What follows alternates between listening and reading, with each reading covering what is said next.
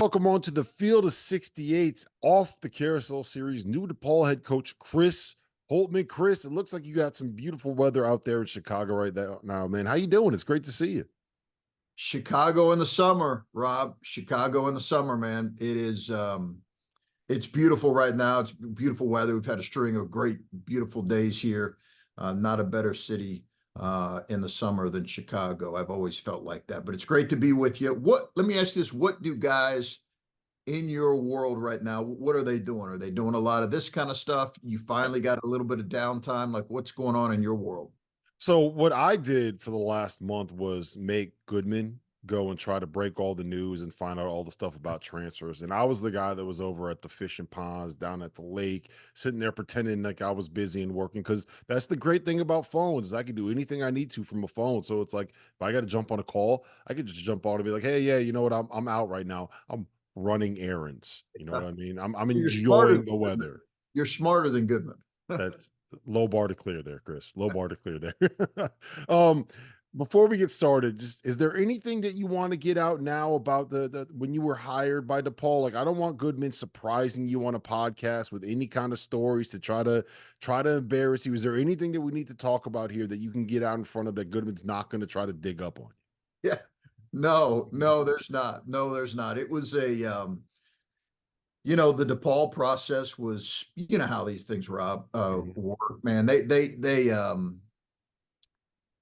usually pretty quick. You never go to campus. And this one was a little bit more prolonged because I just wanted to vet the situation as thoroughly as I could. And some of it was just because of, right, the track record of this program for the last couple decades. So I just was trying to really vet the process and also had the flexibility to say, nah, I'm not sure I want to coach, or I'm not sure I want to coach right now, or I'm going to wait. It's early in the process. But no, the really the conversations with Dwayne Peavy, who's our athletic director, um, and our president, Rob Manuel, that was the turning point for me. Yeah, so Dwayne is a guy that came from Kentucky. He's seen the best of the best when it comes to a basketball program and how to run it. What was it about that process that convinced you to take this job, right? That convinced you that DePaul was the place that you needed to be. I think I just sensed a really hungry and motivated athletic director and school president and board, the backing of the board, in terms of, okay, hey, what do we need to do, to create a relevant, college basketball program in this new climate we're in right now. And when you look at it, since we've joined the Big East, old Big East, new Big East, the average wins on a season have been around 11. The conference wins have been less than four, 16, 18, 20 game schedule. It's been less than four. So a lot of really difficult years and difficult struggles. And I think out of that has come a perspective on, okay, hey, this is what we need to do moving forward. And this is our vision. And I just really believed that,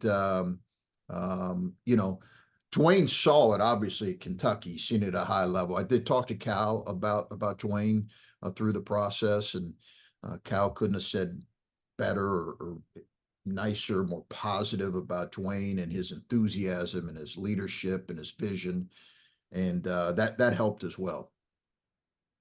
I would call DePaul, it's not a rebuilding job, it's a building job, right? You've kind of gotten this thing down to the studs and you have to find a way to build it in your own image. What's the first step? Like how do you the Big East conference is loaded with quality coaches. Obviously, you have the program that is kind of at the top of the sport right now in UConn in the same league. How do you get this thing going? How do you build it? How do you get DePaul to where it's at a point where you're now competing for NCAA tournaments and you're competing at the top of this league? Well, I would just begin by saying I do think we'll look at what UConn has done these last 2 years. In 20 to 30 years in this new climate, Rob, we'll look at it with way more admiration and respect than we do even now. And most people look at their 2-year run and say it's been incredible. But when you think about how much transition happens within rosters nowadays, I think we'll look back in 20 years and saying that was incredible. But they're at the top, right? But there's so many really good programs. For us, it always begins with the people. It always begins with the people. I just think when you're building something, as you mentioned, it always begins with the people. When I took over at Gardner Webb, it was a massive build. And it was about the people that were going to be willing to grind and really have a positive approach. Like when you're in tough situations, if you're around people every day who aren't positive, it's Mhm. really, really difficult. So I really tried to target positive, high energy people on my staff and players. And it took us a minute. It took us not until year 3, and then we flipped and turned the corner. In the middle of year 3, we didn't even know if we were going to. And then we won 11 of our last 12 games.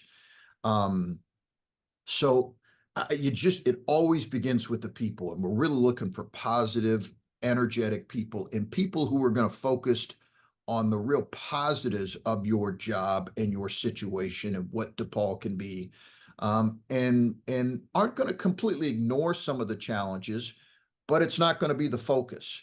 And I think when you do that, and when you look for a group that's unselfish as players and that's talented and that have upside.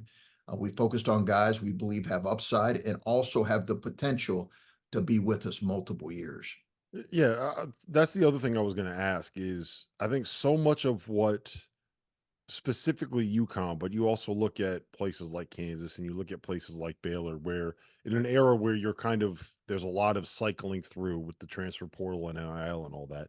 How do you build this into something where you can get that culture, where you can get those players that can kind of take ownership of the program, where you get guys that are there for 2, 3, 4 years that can kind of uh, take it as their own, right? I've always believed that it's great to have a coach that wants to lead a program, but the best teams always have player-led teams and player-led locker rooms that are in sync with that coaching staff. How do you do that in this day and age when you're building from the bottom? For sure, there's no question that's consistent with every high level program is guys that teams that are player led. We have looked for guys and targeted guys that have a some sort of connection to DePaul if they have multiple years, uh, to try to create some roster continuity. Could be a regional connection. Hey, I want to come back and be close to home. I want to be in Chicago. I grew up in and around. We took a point guard from Drake. He, grew up an hour from, less than an hour from here. Um, and I think looking for people who, a couple of them, hey, they wanted to finish their college career at DePaul because it was the city they like, and also they like the idea of getting the degree and getting their DePaul degree here. Um, I just think in today's world, if you're trying to build a level of, you're not going to have a consistent roster from year to year, but if you're trying to build a consistent roster, what are the things that would pull a young man and attract a young man to a specific university? And then you have to fight like hell to build an incredible culture and relationship driven place that you think will mean something when it gets down to whether kids are going to stay or go. Mhm. Winning is always going to help as well, right? When you put together a team that is you're building towards something and you see those W's starting to pile up, that is that's the best way Sure, to solve all the problems, right? Is to win a bunch of for games. sure. Um, you've coached against DePaul before when you were at Butler. Now you are at DePaul. Is there a difference in terms of maybe what you saw from the outside and now what you are experiencing now that you are in it, now that you are part of the program? Well, I don't think Wintrust where we play is a terrific arena. It's where the NBA Combine's at. Um, it's a terrific arena. It's 15, 20 minutes from campus.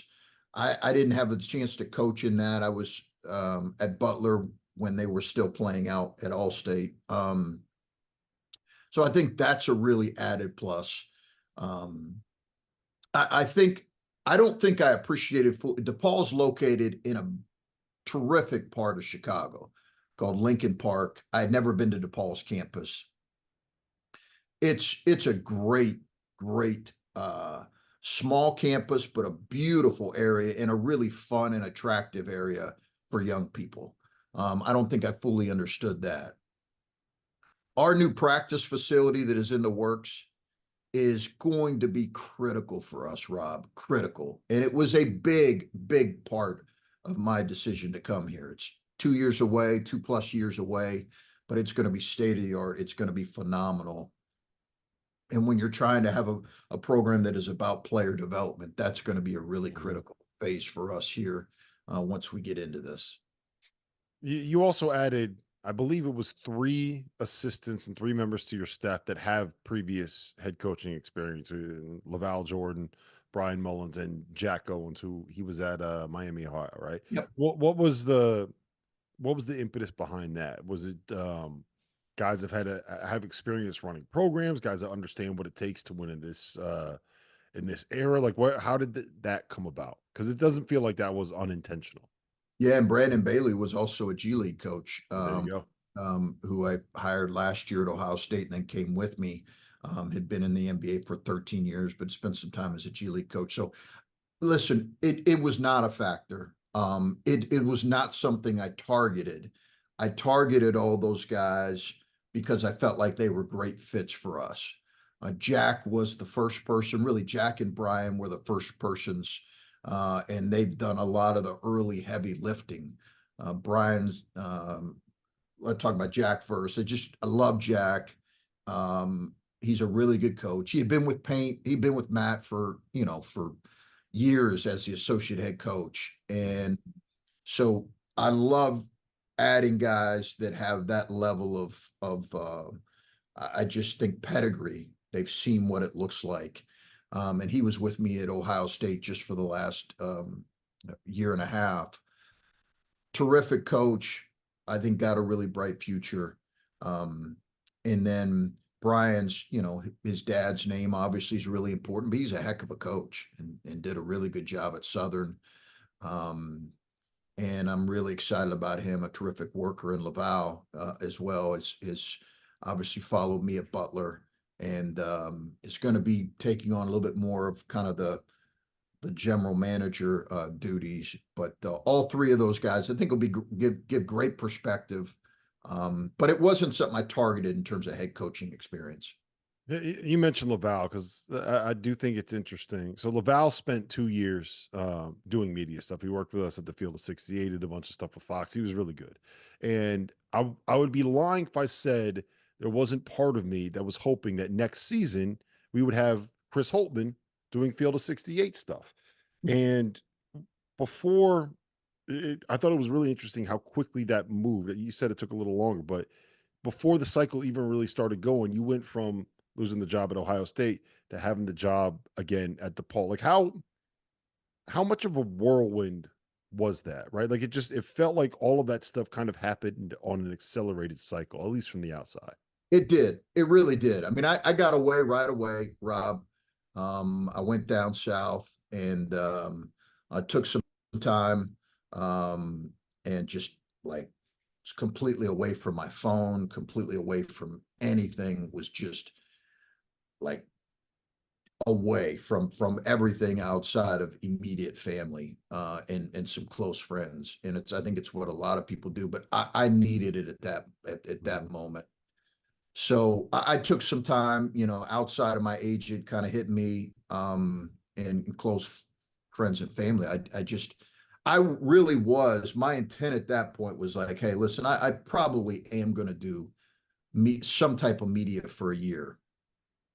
And then about a month and a half, really a month after it happened, is when I started to get a little bit, or maybe 3 weeks, started to get a little bit more serious about, because I knew this DePaul opportunity had some possibilities. I knew that they had interest in me and I had interest in them, but I'd kind of tabled it for a minute.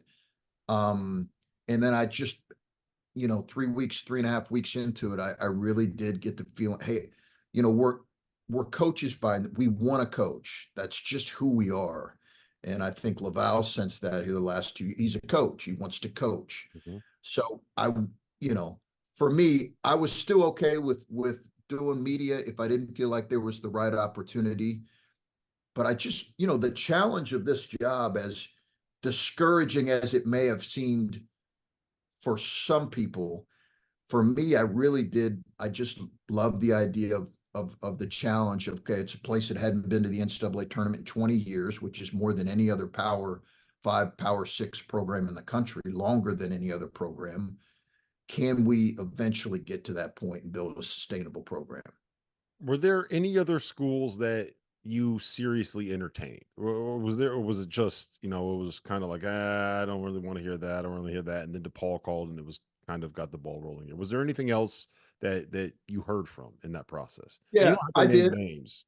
I did. I did. I heard from probably yeah, 2 or 3 other schools, yeah, that were good jobs in really good leagues. 3 other ones that were, good jobs in really good leagues. And you know, 1 or 2 of them, I wasn't sure. I knew they were serious about me. Where exactly I was on their list, it was probably still too early to tell. Another one, it was mine to have if I wanted it. And I just, at this point, I think it was. And then there were always also other ones that the stigma of getting fired, was too much for them at that point. So, but I think it was just my wife wanted to stay close to her family, and again, the challenge and the opportunity that I thought this job presented itself. This is not the first time that you've changed jobs, but it's the first time that you went through that process since college basketball has kind of fundamentally changed, right? Now we're talking NIL, now we're talking transfer portal, now we're talking collectives. There's is there a difference now when you go into some of these conversations with ADs in terms of what you're asking for, right? Instead of saying, "Hey, we need this in our travel budget, maybe we need this in our NIL collect." Like, has that process changed at all in terms of what you're asking for? You sure? Yeah. I mean, I asked Jay Wright, how would you approach a job in today's climate, specifically this one? He said And from the CBS studios, right? he did. He was actually driving to the CBS studios as I was talking to him. Actually, he was getting picked up. He was not driving. Yeah, I was A gonna say car Jay Wright service doesn't was drive picking him. himself. Well, I don't know about that. Car service was picking him up. I'm sure a nice car, by the way. Nonetheless, I asked him, and he said, I just said, hey, where would you factor in NIL in this? And he goes, hey, listen, it would be a factor. It would certainly be a major factor because it would allow me the opportunity to recruit the kind of kids. And we all kind of got a feel for watching his championship teams, what kind of kids he's talking about, the kind of kids that I want to recruit. Because everybody wants their market value now, whatever that actual number is. Mhm. So, um, it was, so that's been a big part of conversations, and it always is. I think for every new coach, is where is that out at, and what is the potential of NIL around a specific job? Is there how would you change it, right? Like, how would you at some point there needs to be a structure put to this, right? Yeah, Whether it's the guaranteed 2-year contracts, whether it's caps on what the collective can spend, whether it's requiring a certain number of credits to transfer if you're going to be eligible immediately as a transfer. What would you do to kind of streamline this process so that it functions a little bit uh in a more healthy dynamic than maybe what college basketball is currently doing? I think those are all good, really good suggestions. And I'll be honest with you, when I get asked these questions, you know, I don't spend a ton of time thinking about this as other coaches I think do, just because there's so many other things to concentrate on, and other people I think spend a lot of time, working on these really important issues. I do think more transparency for one. I just think there's too much. it's too clouded around what actually is happening around NIL and the actual dollar figures. And I just think in general, more transparency between universities and between, because coaches, I'll be transparent with my closest friends. My closest friends in coaching will be transparent with me about money. But, outside of that, there's not going to be a whole lot of transparency when it comes to what is going on in terms of what a player's actually earning versus not earning. So I think transparency across the board. I do think there has to be, to some degree, a restructuring of academics or the academic component. Maybe that's old fashioned, but I do think that needs to become more in play here than what it is, because I do know that APRs across the board, and I think that's an antiquated system for sure. For sure, there needs to be a new structure in place given how much movement there is. Yeah, I can't imagine whoever has to do the calculations for APRs now. Good luck. You got to have a specific degree to figure out what your APR score is now Yeah. as a basketball program. All right, last one I got for you, then I'll let you go.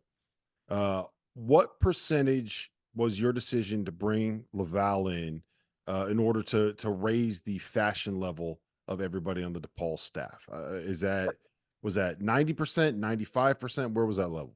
He's a sharp dressed dude. He is a sharp dress. You mentioned he raised the media's Mhm. fashion, and we both said that's a pretty low bar with that. But yeah, he brings a level of that for sure. This whole you know casual trend in college basketball. It's interesting to see the different programs that have kind of held true to the old way of doing it, and others who have taken casual attire to a new level. So we'll see what that looks like moving forward for us. Are you going to be suit and ties on the sideline this year? We're going to have that discussion. We are going to have a discussion. I had it at Ohio State, and they voted for casual, but we'll have that discussion for sure. I'm just picturing Laval on the sideline with like the quarter zip and the suit and tie jacket underneath the quarter zip.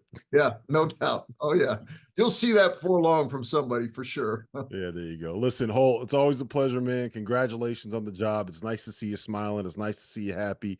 And I got to get to Chicago, man. I got to come check it out. I got to be down there at Lincoln Park. I expect the full tour when I make it We down. would, we would love to have you. We really would, Rob. Would love to have you. I think it's a place you'll look at and say, "Wow, this got some nice possibilities," and we really believe that. But thanks for having me on. Thanks for what you guys do for college hoops.